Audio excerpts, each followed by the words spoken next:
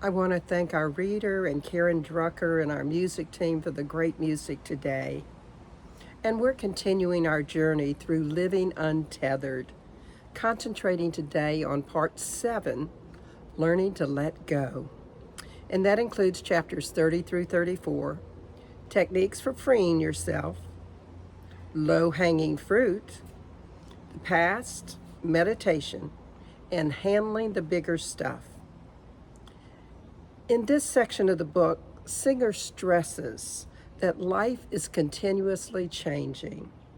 So clinging to the past or attempting to control the future, it only leads to unrest and dissatisfaction, not only with our life, but with day-to-day events that show up.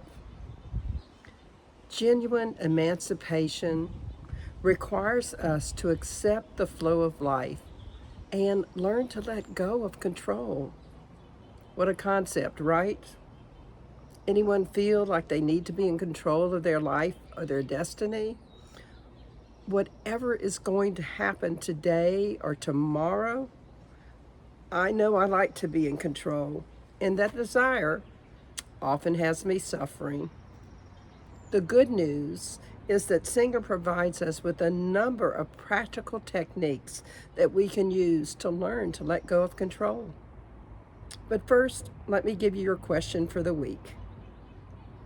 What's the one choice you can make today to embrace surrender, to become an observer of your thoughts, and to experience a broader sense of existence beyond your current thoughts and beliefs? One more time. What is that one choice you can make today to embrace surrender, to become an observer of your thoughts, and to experience a broader sense of existence beyond your current thoughts and beliefs? It truly makes no sense that we store up all those things that bother us the most, and yet that's what we seem to do so easily. We build up our own house of horrors and constantly seem to traipse through that horror house, eliminating the peace that could be ours. I know participating in horror houses, even when I knew that all of that stuff was fake, it always left me unsettled. So why would I want to do that to myself in my own life, right?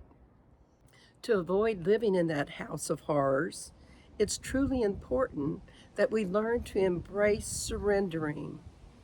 Fortunately, Singer gives us 3 very specific ways to do that. Yet first, let me ask you this. Do you truly want to be free? It's interesting that this talk comes on the heels of July 4th, where we celebrate a nation that fought for us to be free from outside oppression. And our fight now is to free ourselves from inside oppression. As Singer writes, believe it or not, your sincere intent to be free is more important than any technique you can use. I want you to really hear that. Believe it or not, your sincere intent to be free is more important than any technique you can use. So before we look at those techniques that Singer offers, I invite you to decide to embrace a sincere intent to be free from all those samskaras that you've built up within you. And now, let's look at some of those techniques. The first one, positive thinking. As Singer writes, Yogananda used to teach that every time you have a negative thought, replace it with a positive one. People used to call me a Pollyanna. When I was in Paris and my camera got stolen at the end of the day after I'd taken pictures all day long, on the one day that I had free on my 17-day business trip, I turned to my business partner and I said, well, my name was on my camera. Maybe they'll send me back my film. And she looked at me and she said, you truly are the eternal optimist, aren't you? I guess I try to look for the good in people and try to hope that there's a bit of good in everything that happens. And actually, I've come to take being called a Pollyanna as a compliment because it means I can see the good, the God in whatever is happening, or at least believe that good is in it somewhere because God is in it somewhere. Singer suggests we try the next time that we're behind a slow driver to allow ourselves to think of it as an opportunity to relax rather than the annoyance of having to go slow. I recently had a time on the road to Denali to practice that, and God helped me along by having road signs that told me exactly when the next passing lane would be. Somehow, being stuck behind those slow RVs and those tourists that wanted to just drive slowly and see the landscape was a little bit easier when I knew that relief was coming. If we truly believe that God is for us, we must believe that relief is coming in whatever situation we're in. And that seems to help turn that negative thought around. The important part of positive thinking is to be able to use your willfully created positive thoughts to neutralize those automatically generated negative ones that lead us to suffer. The second technique is mantras. Using a mantra is a way to train our mind to repeat a simple word or phrase over and over again until it truly is stuck in our mind. What if you created a mantra for yourself? I know that you probably heard a couple times me say some of these that are my mantras. It's all in divine order. Or, with God, anything is possible. Or, God is for me, so nothing can be against me. Singer suggests that a simple word like God or Jesus, Allah, can be a great mantra.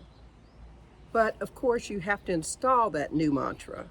And there are a lot of methods of installing it: repeating it in the morning and at night, tying it to your breathing, saying it as you breathe in and saying it as you breathe out, or tying it to an activity that you do during the day, perhaps when you get in and out of your car, or when you put a dish in the dishwasher. When I want to install a new mantra, I use my smartphone to have it pop up on my screen every hour during the day. The important thing to know is that the more deeply the mantra is installed, the easier it is to live from it when we're being challenged with negative thoughts or fear. Of course, there are also mala beads that can help. They have 108 beads and can be used to train our minds to remember the mantra. Mantras use your will to shift the focus of your consciousness. They can be like a safety net when a samskara comes up. You dwell on the mantra, and then you can feel more peace. The third technique that Singer mentions is witness consciousness, and it's a powerful practice of relaxing and releasing. He actually sees this technique as the most powerful. Here's what he writes. Witness consciousness is simply noticing that you are noticing what the mind is doing. You don't need to interact with the mind. You don't need to do anything. Just be the one who notices that the mind is creating thoughts and you are aware of them. You must be willing to let the thoughts be as they may and simply be aware that you are aware of them. Becoming a witness to what is happening in our minds is not the way that we learned to live our lives as we were growing up. We want to get in there and control those things that we don't like. And that creates a struggle. Singer reminds us to learn to relax, to create distance between what we see and the thoughts and emotions that arise. Basically, slowing down. He invites us to use our willpower. Here's what you do with your will. Relax and release. First, relax through the initial resistance, then release the disturbed energy that comes up. When you do this, you're actually providing space for the release of the samskaras, creating the disturbance. When we can be in witness consciousness mode, we actually create some distance between the self, with a capital S, and that noisy mind of ours. Imagine the peace that we could create. And all of these techniques have helped us become more spiritual because we become more comfortable with what is. As Singer says of spirituality, spirituality is about accepting the objects but not getting sucked into them. It's about being detached and feeling at peace with whatever your mind and heart are doing. So how precisely do we feel at peace with whatever the mind and heart are doing? We start with the little things and work up to the bigger ones. We recognize that, like anything else spiritual, it's a practice. It's a journey, not a destination. Singer calls the little things the low-hanging fruit. And we eliminate them by practicing those 3 techniques I just described. Just as a young child has to start out by learning to read, learning letters, and a young pianist has to practice scales and then simple songs before learning to play the more complicated concertos, we start by practicing to let go of that low-hanging fruit, those little things, not the big stuff. And just as a child gets more confident as they learn the simpler words, and a pianist learns the simpler songs, we get more confident and we learn to let go some of those simpler things, the smaller things that we're capable of letting go, because really they have no benefit to us. What benefit do you do yourself by getting upset when a driver cuts you off? The driver doesn't even know that you're upset. He might suspect that he's making a few people upset, but he doesn't know it. There is absolutely zero benefit to yourself. Truly, you can be upset as you want, but that driver doesn't care. And you can be upset about the weather. Oh my gosh, it's raining and I'd rather be getting home instead of stuck in this store. Being upset about it has zero benefit. It's not going to change the weather. So here's a way you start. The next time you're experiencing Louisiana heat, try not to complain that it's hot. Your complaints are not going to make it any cooler. I like what Singer suggests. Use your mind to remind you that there's a star 93 million miles away that is so hot you can actually feel its heat. When I read that, it certainly struck me with a sense of awe. I think I'll have a different look on hot days. It's truly an amazing way to look at heat, isn't it? And Singer also suggests, when you do this, you are willfully using your mind for something positive and constructive. You are raising yourself.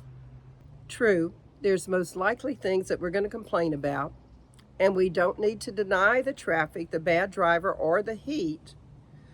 And if we relax and lean away from the complaining mind, if we stop fighting all those disturbances that the mind throws at us, we can grow spiritually, and we can live a life that's a lot more peaceful. And the good thing about working with the low-hanging fruit is that the situations can typically be resolved simply by letting go. If I'm the one creating the problem by complaining, when I release it, it's gone because I'm the one who defined it as a problem. Here's what Singer says. When all is said and done, you're going to find the majority of your inner disturbance falls into the category of low-hanging fruit. Of course, there are things that fall into that bigger stuff that we'll talk about in a minute. But first, let's look at hanging on to the past. Where's the benefit in that? The past is gone. There's no benefit to hanging on to it. Okay, so right now I can hear you say, well, yes, there is. It keeps me safe, or it keeps me from being a doormat, or it keeps me from losing my job, or having somebody walk over me. These are certainly all kinds of objections that might be crossing your mind. But I have this question for you. Are you truly benefiting by being disturbed by something that happened in the past? Isn't that just ruining your day at the moment? And yet, it seems like it's easy to hang on to those bad experiences. Here's what Singer writes. There is zero benefit to being bothered by something that is not even happening. On the other hand, there is certainly an amazing cost. Your entire mental, emotional, and even physical health.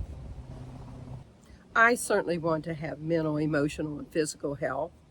And I also know that I've allowed past experiences to disturb those, though I think as I've aged, I've gotten better at letting go.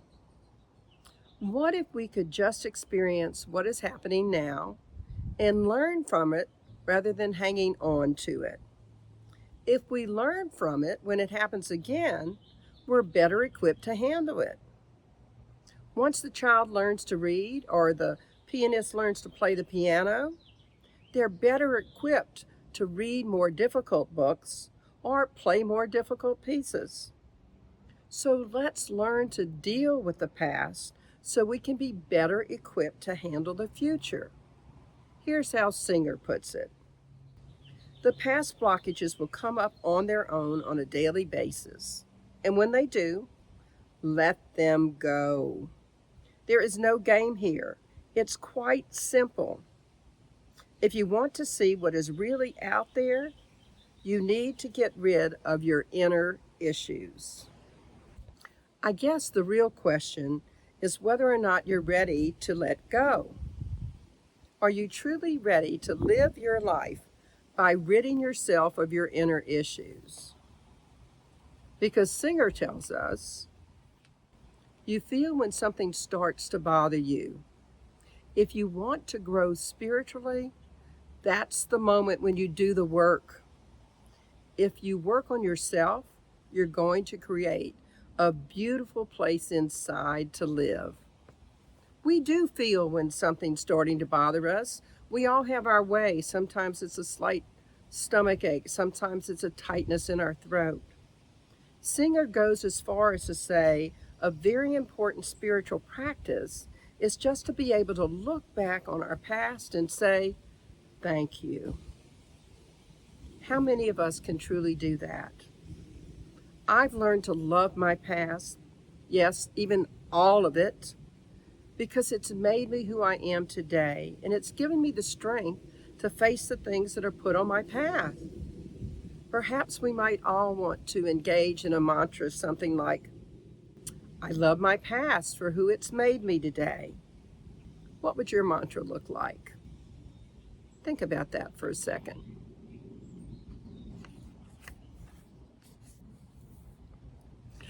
In this section, Singer has a chapter on meditation, and it points out many of the benefits and the different techniques for meditation. And I truly invite you to read this, but I'm going to spend the rest of our remaining time on his chapter on handling the bigger stuff. And meditation can certainly help you there. In the reading today from that chapter, you heard this. If you constantly let go, you will eventually achieve a state of perpetual presence. You will be establishing the seat of self with a capital S, and you will never leave that seat again for the rest of your life. I know I would love to live in a state of perpetual presence, being in the now and feeling the sense of peace that comes with accepting whatever's showing up in my life. And to do that, not only do we have to be able to handle that low-hanging fruit, we have to learn to deal with the bigger stuff that comes up into our lives, those life-changing events. Maybe it's a passing of a loved one, or a passing of a pet, or losing a job, or having a burning in your home, whatever it might be. These are the bigger things that Singer tells us we can learn to address so that we can stay in that state of peace. And they all involve letting go of our personal reaction so we can handle the situation to the best of our ability. You might remember our series on the 5 agreements, and one of the agreements was don't take anything personally. Imagine not taking anything that shows up in our lives personally. It's an agreement that's paramount if we want to live in peace and truly be able to release and let go. Singer writes, "You don't let go of the situation, you let go of your reaction to the situation. Bottom line, you let go of the personal so you can interact properly with what's in front of you." What if we had a mantra that was something like A Course in Miracles, Lesson 185?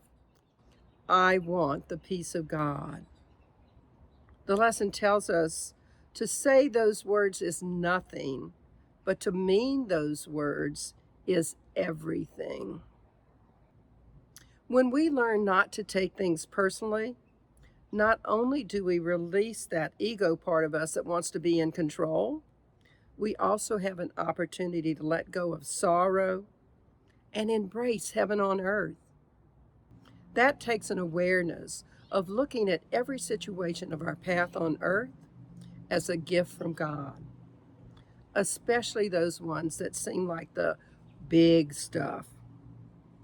And wanting the peace of God means we have to let go of anything that's standing in its way. Singer reminds us of this. The process of letting go becomes how you work on yourself. Your only decision is, are you going to let go or not? It's your choice. Either you're working on yourself on a regular basis or you're not. Learn to express your higher self. Express the deeper part of your being that's in harmony with life. Yes, our entire spiritual path is about letting go. But surrendering is not about being inactive or apathetic to life. Rather, we have to learn to strike a balance between taking action and surrendering to the wisdom of the universe. We have to learn to live in the present moment and be willing to immerse ourselves in the here and now.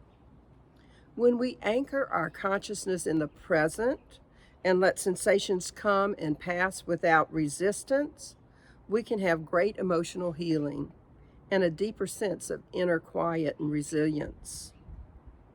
I know I want that, don't you? So let's learn to make releasing and letting go a continual discipline that we put into practice.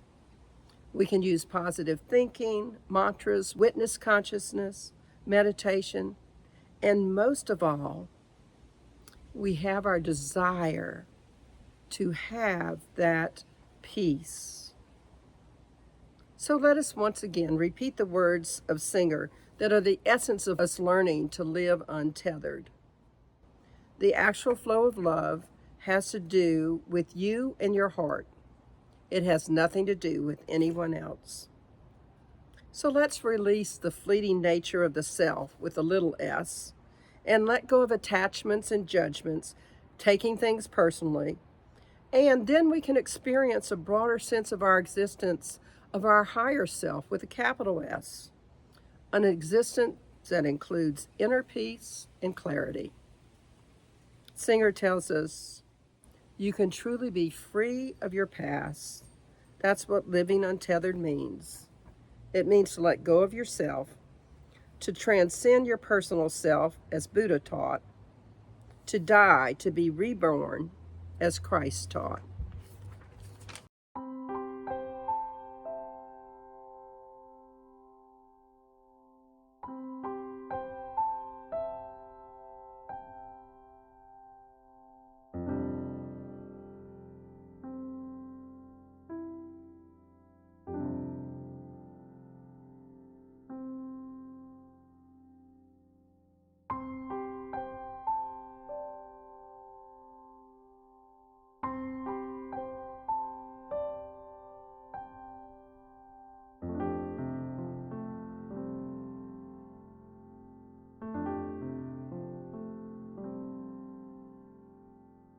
So in summary, how might you step fully into living untethered? By learning to let go. Well, embrace surrender. Have a sincere intent to be free. Practice positive thinking, mantras, witness consciousness. Practice on low-hanging fruit. Learn techniques by starting on the small stuff. And know that there is zero benefit to hanging on to the past. Let the blockages go when they come up. Experience a broader sense of existence. Quit hanging on. Live today fully. Don't take things personally. Just handle situations and make your choice. Are you letting go or not? So here's your affirmation for the week. How is it I so willingly, energetically, and effortlessly embrace surrender, become an observer of my thoughts, and experience a broader sense of existence beyond my current thoughts and beliefs? And here's your challenge for the week. Make a conscious choice this week to learn to release and let go. Have a deep desire to live untethered. Practice positive thinking, mantras, and witness consciousness. And notice when you make something about you and then decide not to take it personally, just to handle the situation as it is. Let's pray. We take a deep, nourishing breath. We move into that place within us where we know we have the strength and the power and the love of the divine. We know that from that place, each of us can handle anything that shows up in our lives. So this week, I know that each of us is practicing positive thinking. We're turning those negative thoughts into positive ones. We're creating some mantras for ourselves that can help us when we are getting confused or irritated or upset about something. And we're practicing witness consciousness, just watching the mind, letting it do what it does.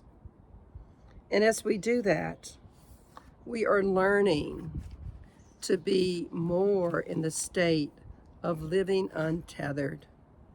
So I am so grateful. I'm grateful for this time that we've had to spend together.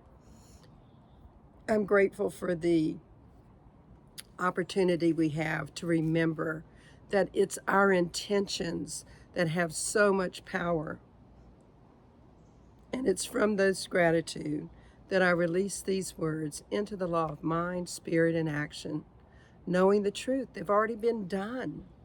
So because it's already done, I say amen, and we can affirm it together. And so it is. And I want to thank everyone who continues to donate to our center. It's such a gift to me to be able to be your spiritual leader. Thank you very much, and enjoy our offertory song.